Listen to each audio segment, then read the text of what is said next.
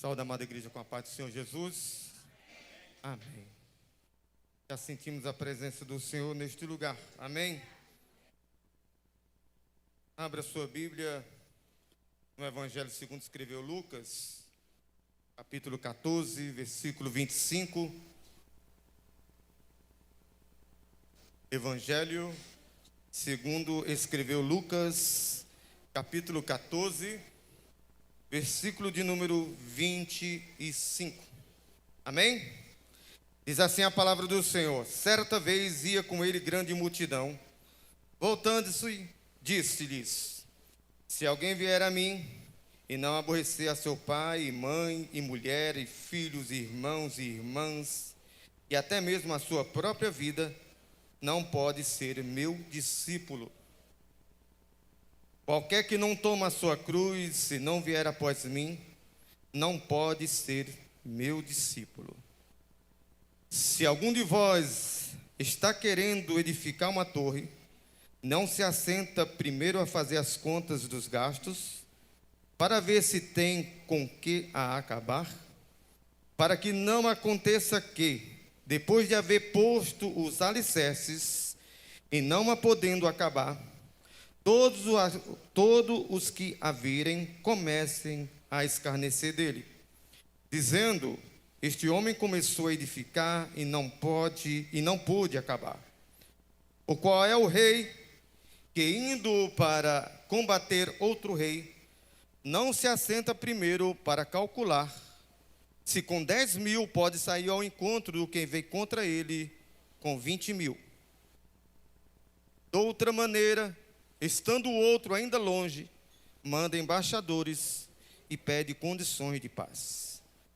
Da mesma forma, qualquer que de vós que não renuncia a tudo que tem, não pode ser meu discípulo. Bom é o sal, mas se torna-se insípido, como restaurar-lhe o sabor? Nem presta para a terra, nem presta para o monturo. É lançado fora. Quem tem ouvidos para ouvir, ouça. Amém? Quem tem ouvidos para ouvir, que ouça. Essa é a palavra de ordem. E ouvidos para ouvir. Desde pequenininho, nós estamos ouvindo orientações, conselhos, palavras para nos direcionar em um caminho. E a palavra do Senhor em Provérbios fala que o pai, que o tutor, que os pais devem ensinar os seus filhos ou seu filho no caminho em que deve andar. No livro de Apocalipse, ao final das exortações das cartas às igrejas, o Espírito fala pela boca do profeta: aquele que tem ouvido, ouça o que o Espírito fala à igreja. Meus amados, Jesus Cristo está falando a uma multidão de pessoas que estão seguindo a Ele, por aquilo que Ele está fazendo, por milagres, por curas, pelos seus ensinamentos, por suas maravilhas. Mas Jesus Cristo não se deixava enganar. Jesus Cristo sempre dizia aos seus discípulos: eles me buscam pelo pão que perece. Eu mato a fome deles hoje, mas amanhã eles terão fome. Mas se eles comerem do pão que eu der, eles não terão fome. Se eles beberem da água que eu der, eles não terão sede, porque do seu coração fluirão rios de água viva. Jesus Cristo falou: aonde estiver o teu coração, aí estará o teu tesouro. Quando Deus orienta Moisés a edificar um templo para ele, um santuário para ele, ele manda fazer uma arca, manda fazer uma tampa para a arca, e determina para Moisés que no interior dela seja guardada as tábuas da lei, a palavra. Davi, apesar de ser um homem tão pecador como nós, tão usado por Deus, e a ponto de Deus falar que ele era um homem segundo o coração de Deus. Ele declarou em um dos seus poemas, em uma de suas declarações de amor ao Senhor: a tua palavra eu escondi, guardada no meu coração, para eu não pecar contra ti. Quando nós ouvimos a voz do Senhor, nós temos o prazer na sua palavra, na sua lei. E na sua lei nós meditamos dia e noite. Não é apenas ler, mas ter um entendimento pelo Espírito de nos conduzir a toda a verdade. E a verdade, ela liberta. Jesus Cristo, ele fala para a multidão que o segue, que ele está interessado em fazer discípulos. Ele não veio fazer crentes. Ele não veio fundar igrejas, denominações. Ele não veio fazer evangélicos, católicos, não. Ele veio fazer discípulos. E o discípulo, ele olha para o seu mestre e ele diz: eu quero ser igual a ele.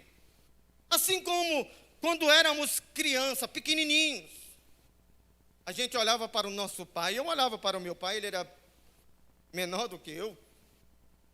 Meu pai tinha 1,60 m, eu acho. Eu tenho 1,66 m, um pouquinho mais alto do que ele. Mas quando eu era pequenininho, eu olhava para o meu pai e eu pensava: eu quero ser igual a ele. Quando ele me levava para a feira, eu via a agilidade dele no negociar. Eu falava comigo mesmo, com meus botões: será que eu vou ter esse entendimento de saber pechinchar, de saber negociar? Ou ia com ele no banco e eu via ele pagando as contas, eu falei assim: será que eu vou ter essa capacidade? Isso é querer ser igual ao Pai. Jesus Cristo falou: aquele que quiser vir após a mim, ele tem que desejar ser um discípulo. E essa é a determinação para a igreja: ide por todos os cantos e fazei discípulos de mim, ensinando-os a guardar todas estas coisas. Ensinando a guardar o quê? A palavra de Deus, dando valor à palavra de Deus. Todas as vezes que alguém vem a mim para buscar um conselho ou falar algo, eu falo do que está escrito. Eu sempre falo assim: está escrito na palavra assim, assim, assim. Está escrito isso, isso e isso. E para isso, queridos, nós temos que ter o conhecimento da palavra do Senhor. Infelizmente, muitos cristãos só sabem, eu já falei isso, só sabem da palavra de Deus aquilo que é pregado. Mas ele não busca o conhecimento para ter o discernimento de refletir, de indagar, de questionar se aquilo que está sendo ministrado procede da boca de Deus. O que nós temos visto nos últimos dias, não é de últimos dias, sempre foi assim: a deturpação da palavra de Deus. Mas Jesus Cristo falou para aquela multidão, porque Jesus Cristo não está preocupado com quantidade. Muitos dos homens estão preocupados com quantidade. Multidões. E se a gente for ver por multidões, o ministério de Jesus Cristo foi um dos mais fracassados. Porque ele só teve 12 discípulos. A Bíblia fala de um outro número, 70. E quando ele ressuscitou, diz que só tinha 500 reunidos para ver a ascensão de Jesus Cristo aos céus. E a Bíblia fala que muitos duvidaram. Então ele não juntou uma multidão de discípulos. Mas nós não, nós queremos multidão, nós queremos número. Nós somos avaliados por números, por quantidade, por multidão. Mas Deus não está procurando multidão. Deus está procurando adoradores que o adorem em espírito e em verdade. E quando é que isso acontece? Quando aquela pessoa ouviu a voz do Senhor e assimilou a sua palavra, e quer faça chuva, faça sol, ele está glorificando ao Senhor. Quer tenha abundância ou escassez, ele está adorando ao Senhor. Quer ele tenha uma porta de emprego abençoada ou esteja desempregado, ele está adorando ao Senhor, porque ele sabe em quem ele tem crido. E quando Deus olha para este, ele muda a história. Ele abre caminhos no deserto. Ele faz água jorrar no meio do deserto. Porque estes são os escolhidos do Senhor. E Jesus Cristo falou: para me seguir é necessário algo. É necessário negar a si mesmo. É necessário negar a tudo. Ele falou que devemos buscar o seu reino, a sua justiça, e todas as coisas serão acrescentadas. Quando nós ouvimos a voz do Senhor e obedecemos a ela, as coisas acontecem, Deus abençoa, derrama da sua bênção. E quando a gente menos espera, tudo aquilo que a gente buscava, a gente alcança. A gente nem percebe que alcançou, mas alcançou, sabe por quê? Porque os nossos olhos estão em Cristo Jesus. Mas quando a gente não ouve, quando a gente não obedece, a nossa vida é uma luta, é uma batalha constante, e só angústia, só apreensão, e as coisas ficam travadas. Ele fala que devemos abrir mão de pai, de mãe, de filhos, irmãos, irmãs, e até da própria vida, para ser um discípulo. Qualquer um que toma a sua cruz, não toma a sua cruz, e não vier após mim, não pode ser meu discípulo. O que significa tomar a cruz?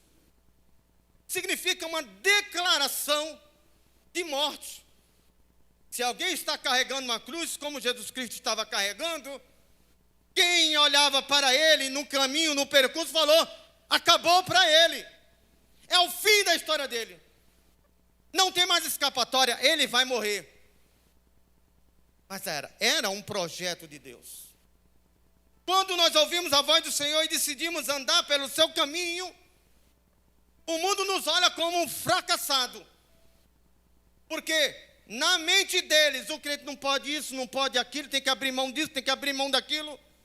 Mas na verdade, quando a gente ouve a voz do Senhor, estes grilhões, essas algemas, estas cadeias são abertas.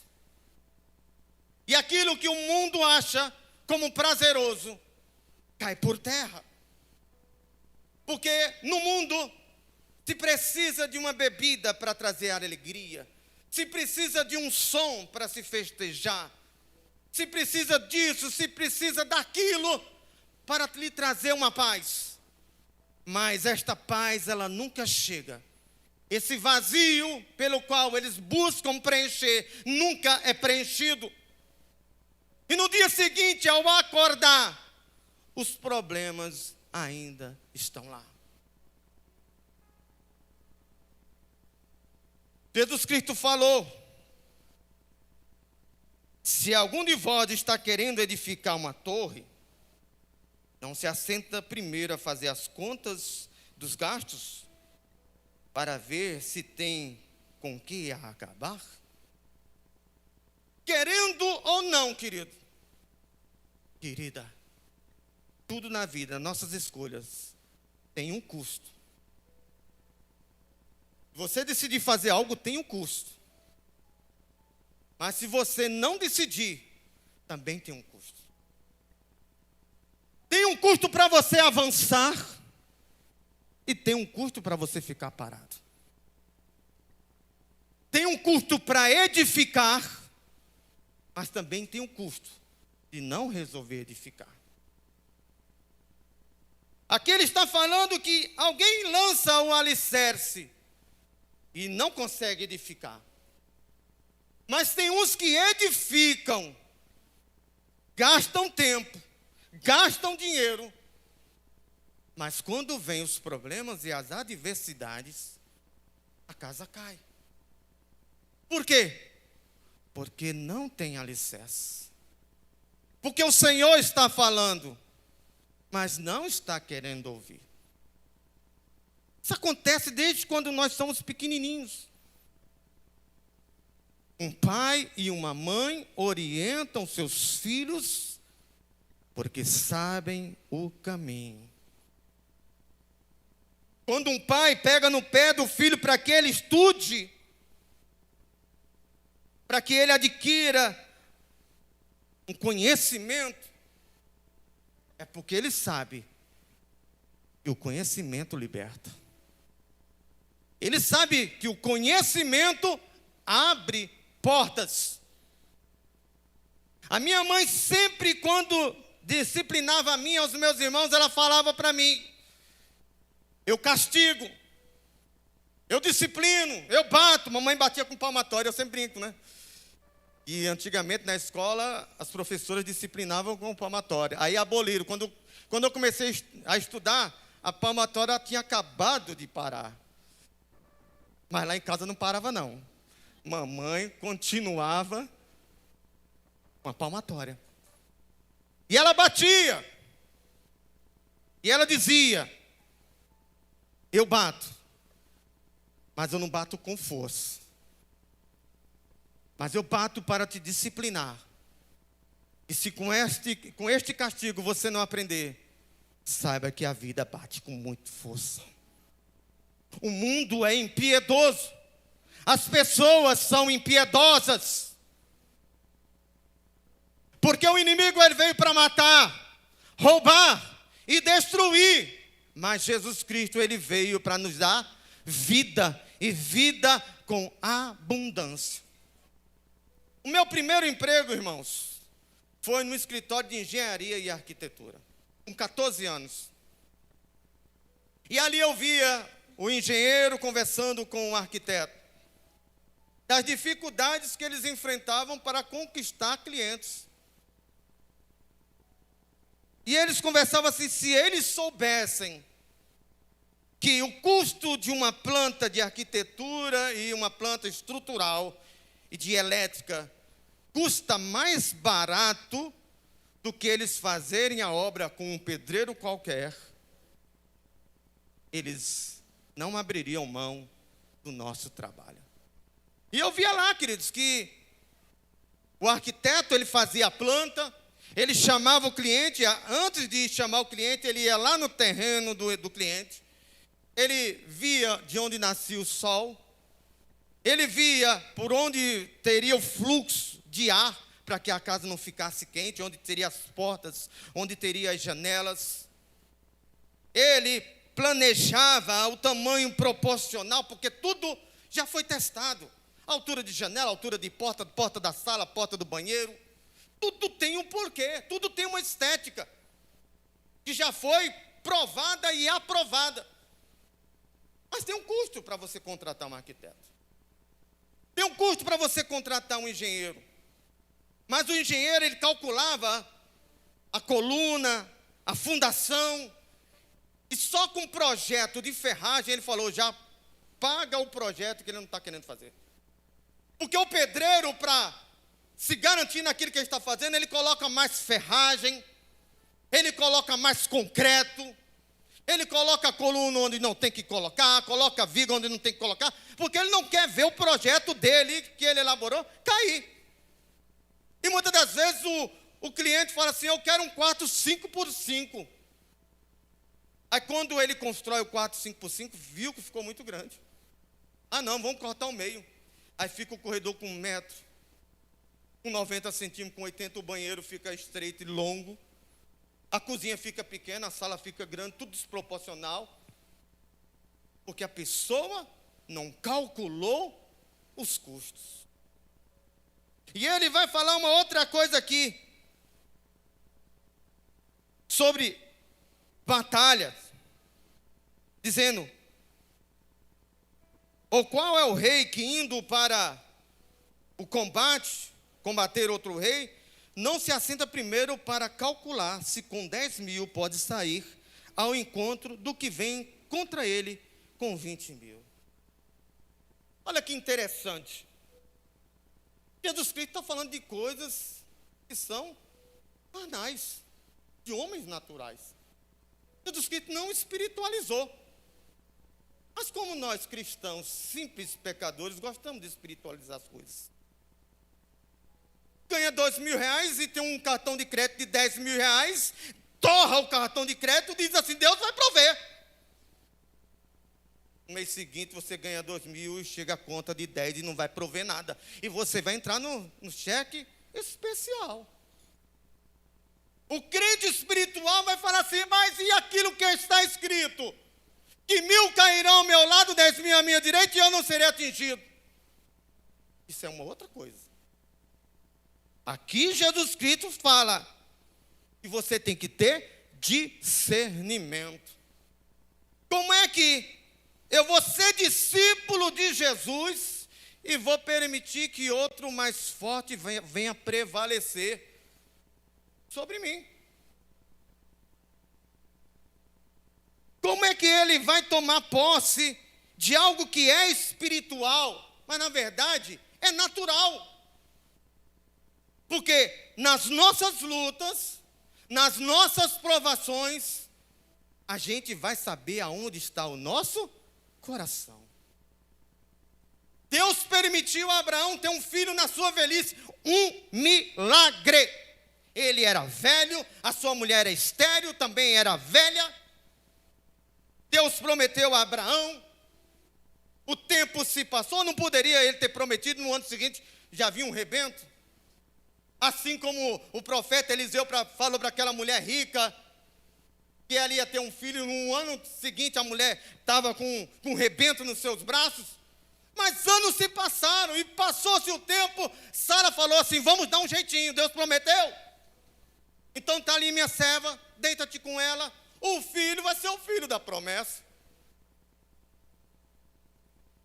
E isso trouxe muitos problemas. Isso atrasou muito a vida de Abraão.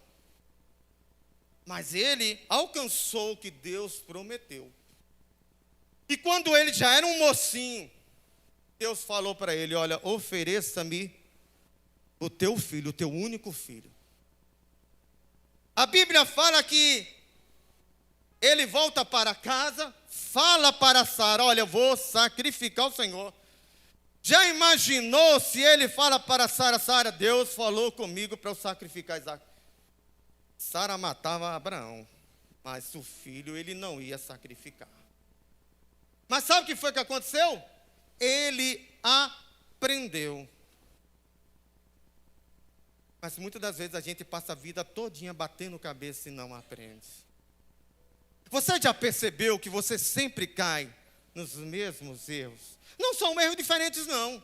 São os mesmos erros, as mesmas inclinações, as mesmas carências. Sempre estamos caindo nela. Mas se nós queremos mudança de vida, nós temos que aprender a confiar no Senhor. E Abraão confiou. Ele se sujeitou e ele foi lá sacrificar.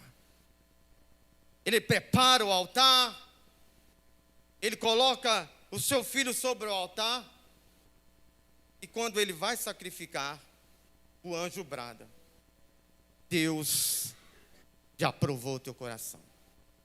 Eu digo que Deus não fez aquilo para saber se Abraão sacrificaria.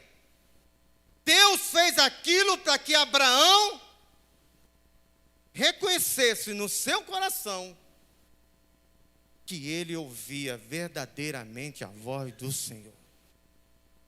Se hoje ouvir a sua voz, não endureça o seu coração. Jesus Cristo está falando aqui uma coisa também que é interessante, que nós temos que saber quais são as batalhas que nós devemos entrar. A história fala de uma batalha que um rei, ele depois de vencer essa batalha, ele declara que se ele vencesse mais uma batalha, ele perderia tudo que ele conquistou. O nome desse rei chama-se Pirro. E ele lutou contra os romanos. Ele era um grego, um rei grego. E ele venceu uma batalha e gastou muito homens, perdeu muitos homens, muitas armas de guerra. E ele se sentiu poderoso por ter vencido o maior exército da época. Mas os romanos depois vieram pela segunda vez. E ele foi lá e venceu a batalha. Aí ele olha para o seu general e fala: mais uma vitória dessa, eu perco tudo o que eu tenho. Ele constatou o seguinte, que não importava quantas vezes ele iria lutar e vencer, os romanos sempre viriam contra ele, até que ele se destruísse. E entrou para a história como vitória de Pirro, a vitória de Pirro. Conquistas que vencemos, mas o custo foi muito alto. O irmão Primo falou semana passada: o que adianta ganhar o mundo e perder a sua alma? Isso é uma verdade. Porque muitas pessoas querem enriquecer a qualquer custo. Enriquecem, mas a um alto custo. De uma hora para outra, perder tudo. O que adianta guardar o dinheiro se você não sabe o seu futuro? Se você vai usufruir. Isso é uma verdade. Mas a outra verdade é que Deus faz o pequeno confundir os grandes. O que é pobre e teme ao Senhor, confia nas suas promessas, Deus o faz prosperar.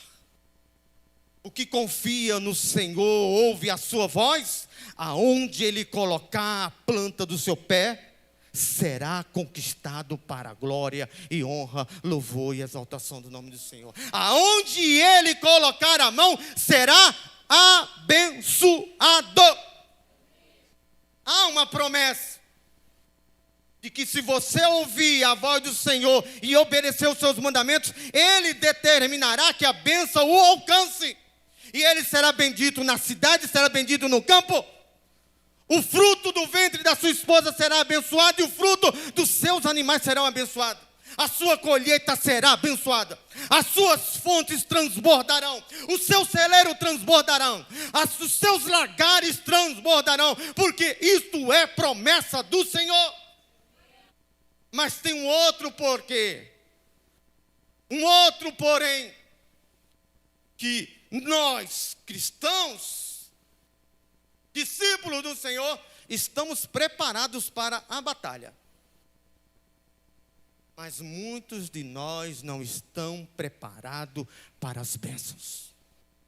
Porque quando as bênçãos chegam, e elas chegam, eles se afastam do caminho do Senhor. Começam a priorizar suas coisas. Começam a priorizar os seus bens. Os seus bens começam a cobrar o seu tempo.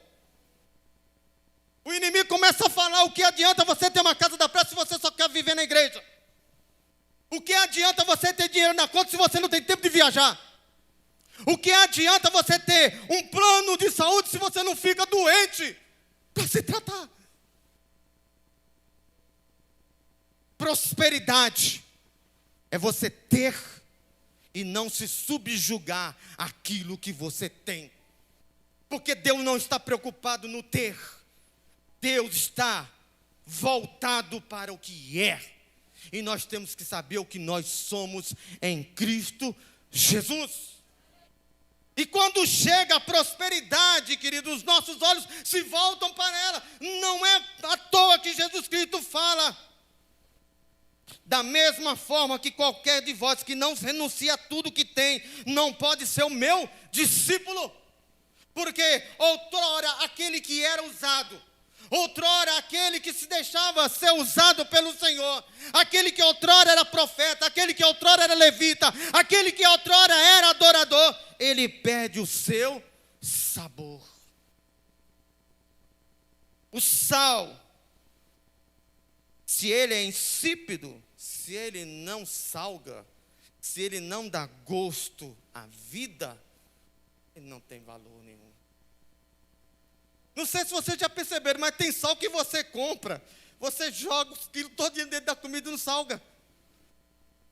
Sal vagabundo. Sal ruim, de péssima qualidade. Quem? Mulher de casa sabe isso. Tem ou não tem?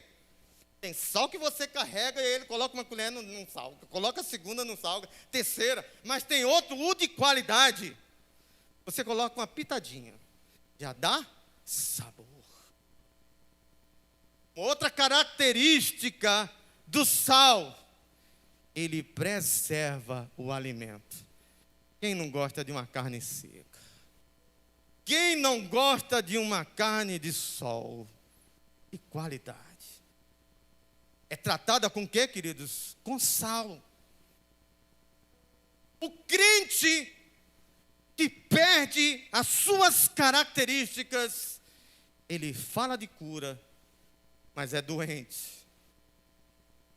Ele profetiza, mas os milagres na sua própria vida não acontecem. Eles falam do amor de Deus, mas não amam. Eles falam do perdão de Deus, mas não perdoam.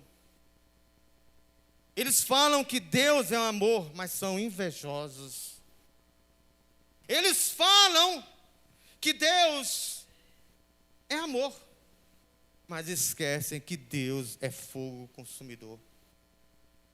É o tipo do crente que fala que vai colocar na mão de Deus e esquece que o juízo de Deus começa com seus escolhidos.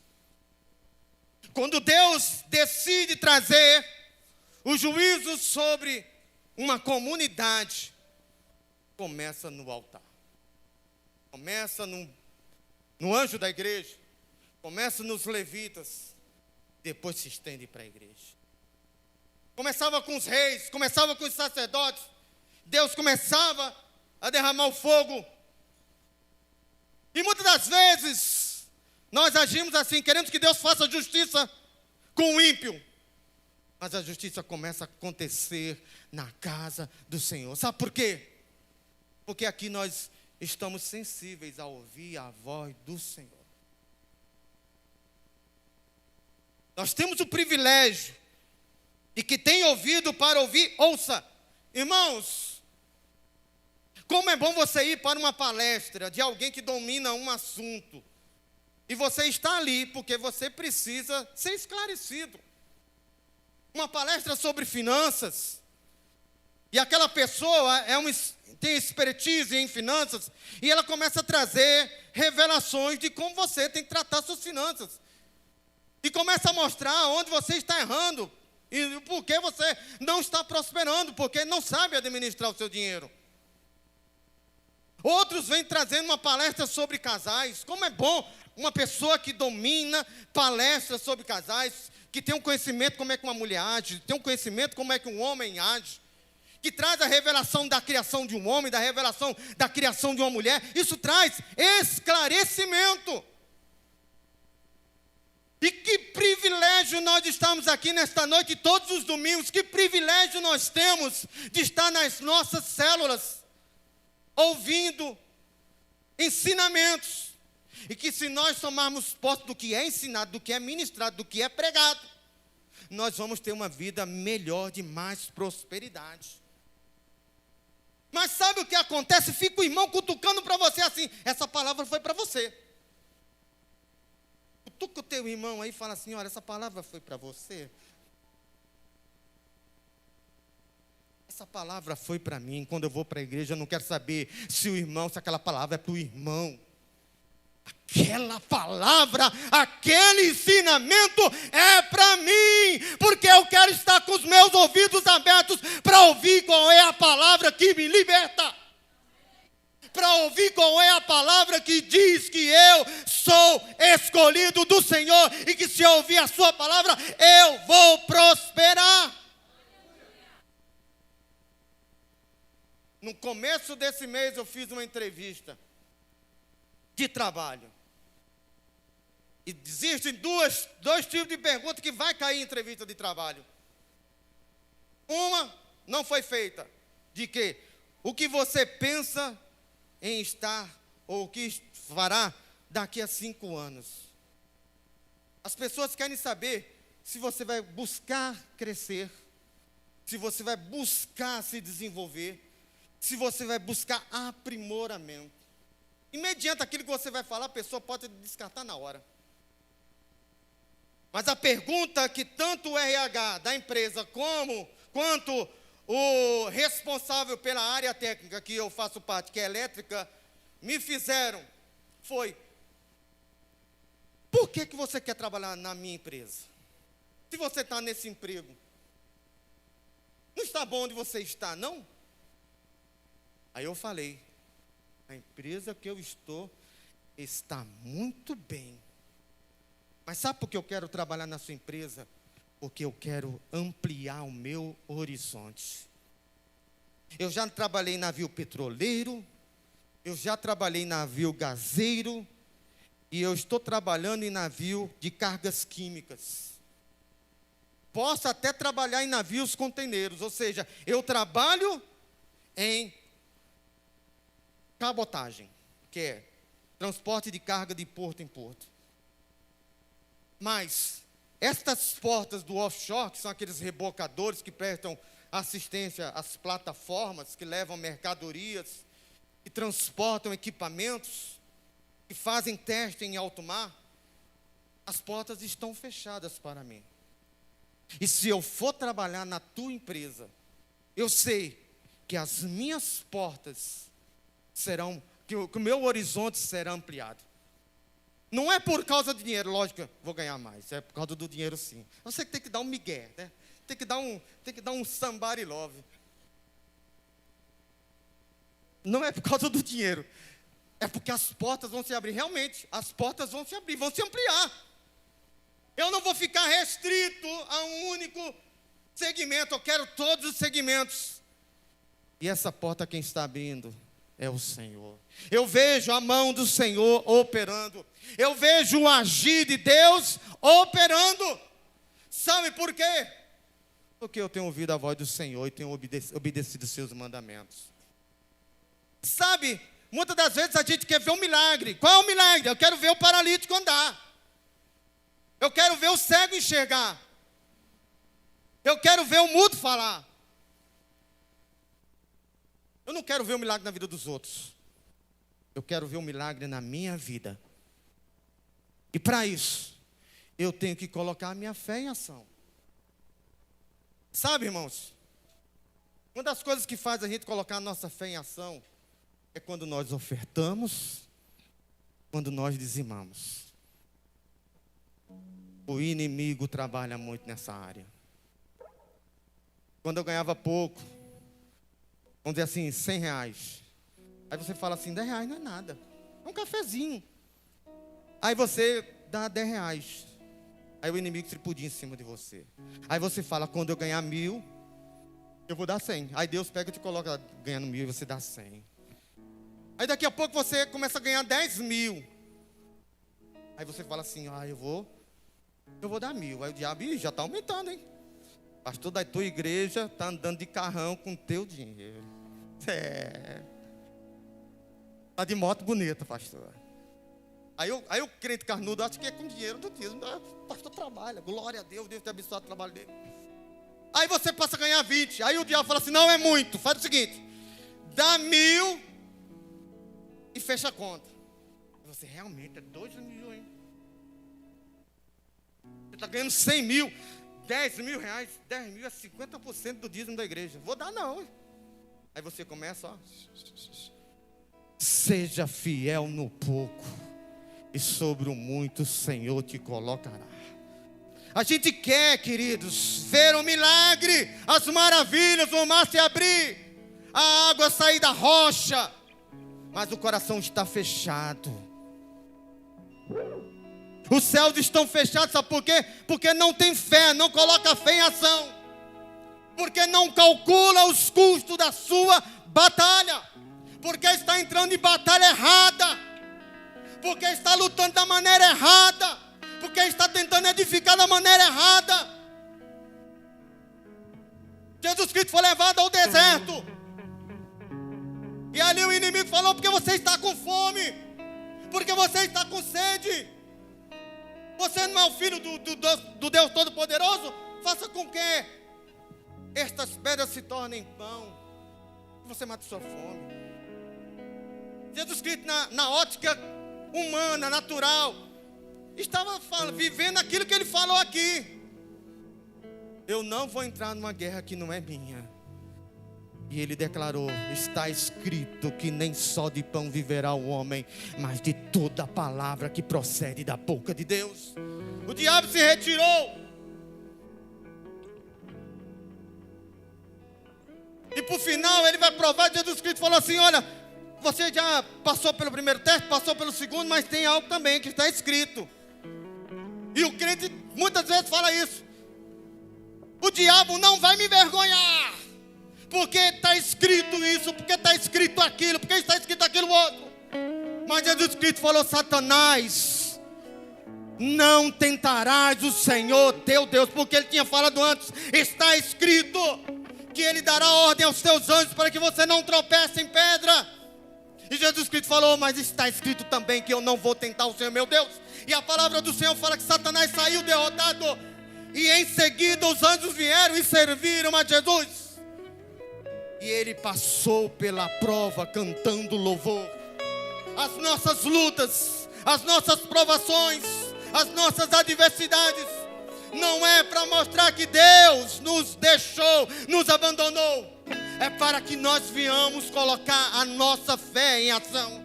Para que quando a gente tiver com deserto, a gente declare: Deus vai preparar o caminho. Quando a gente tiver com sede, Ele venha dizer: da rocha sairá água, e eu vou matar a minha sede. E quando eu chegar do outro lado, eu vou glorificar e exaltar o nome do Senhor. E Ele vai dizer para mim, como já foi falado: bendito servo bom e fiel, entrai no gozo do teu Senhor.